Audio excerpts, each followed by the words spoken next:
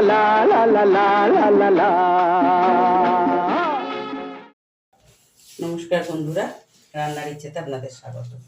আজকে আমি আপনাদেরকে এমন একটা কি বলবো, লুচি, কচুরি, পুরি যাই বলুন সব রকম দিয়ে খাবার আমি একটা তরকারি আপনাদের সঙ্গে আমি শেয়ার করছি। আমি প্রথমে একটা ভাজা মশলা একটু করে নিচ্ছি। সেই জন্য আমি এখানে তিনটে থেকে চারটে শুকনো লঙ্কা, যতটা ঝাল আপনাদের প্রয়োজন হবে ততটাই দেবেন। 1 চামচ মতন সাদা জিরে, 2 চামচ মতন ধনে,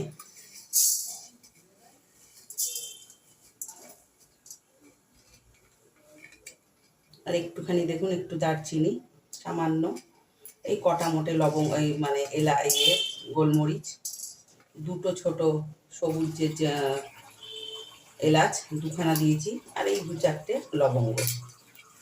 তার সঙ্গে আমি একটু সাজিরে দিয়েছি সামান্য একটু। এটা দিয়ে আমি একটা ভাজা মশলা তৈরি করে নেব।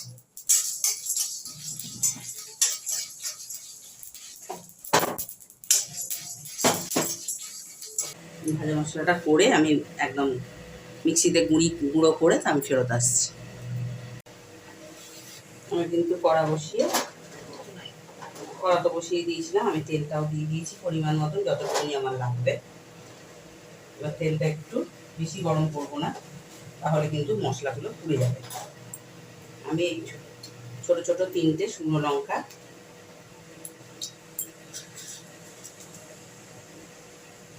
আর এই কাঠের চামচে এই 1 চামচ কি 1.5 চামচ মতন পাঁচফোড়ন আমি দিয়ে দিলাম।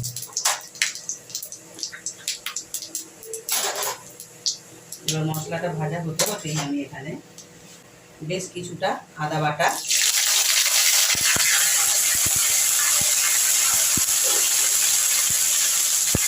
আর একটু কাঁচা লঙ্কা কেটে করে রেখেছিলাম,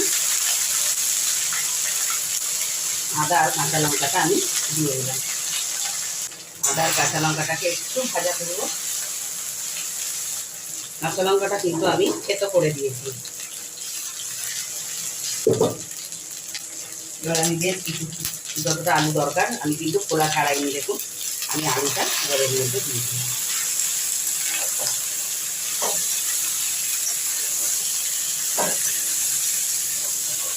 খোলা আলু কিন্তু খেতে প্রচণ্ডই ভালো লাগে, কচুরি বলুন পুরি বলুন এর সঙ্গে। আর আলুটা বেশ কিছুক্ষণ একটু ভাজা করে দিই।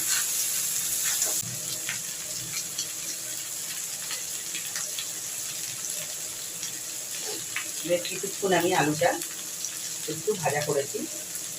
এবার একটু নুন দিয়ে দিলাম স্বাদ মতন, তার সঙ্গে পরিমাণ মতন যতটুকুনি হলুদ দরকার ততটা হলুদ দিয়ে দিলাম, আর তার সঙ্গে সামান্য একটু কাশ্মীরি লঙ্কা গুঁড়ো দিয়ে দিলাম সামান্য। এবার এটা কিন্তু বেশ কিছুক্ষণ একটু অল্প আছে এটাকে করতে হবে।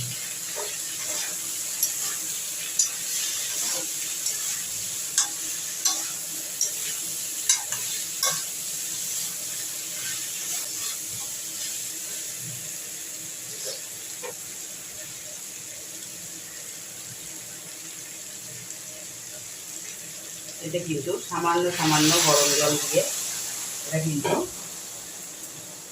বেশ কিছুক্ষণ করতে হবে।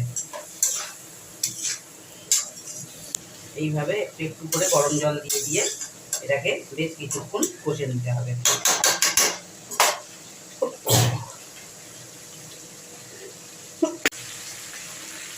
2-4 মিনিট ধরে অল্প অল্প করে গরম জল দিয়ে এটা কষে আমি আবার ফেরত দিচ্ছি। এবার আমি এখানে যতটুকুনি আমার গরম জল দরকার আমি ততটুকুনি কিন্তু গরম জল দিয়ে দিচ্ছি।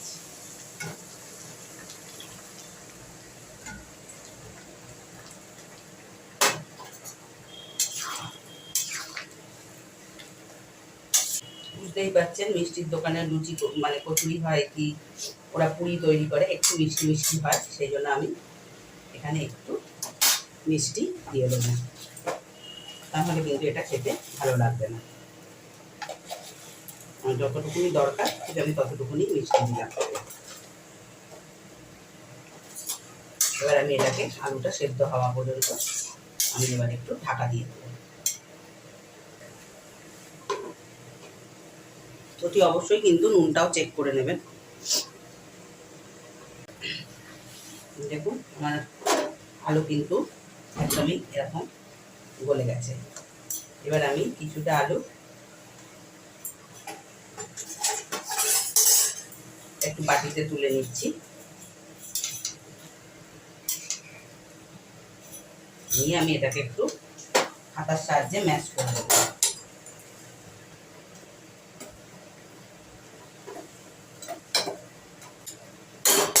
দেখুন আমি এইভাবে একটু ম্যাশ করে আলুগুলো আবার এর মধ্যে দিয়ে দিই।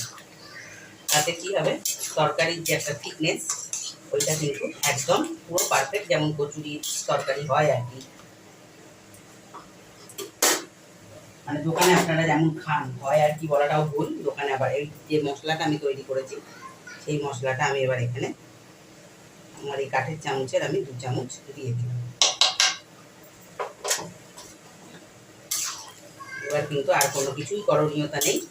দেখুন কত চটজলদি আর কত সুন্দর একটা কচুরির তরকারি বলো বা পুরি বলো লুচি বলো যা দিয়েই খাবেন, এটা কিন্তু খুবই সুন্দর একটা হয়ে গেল।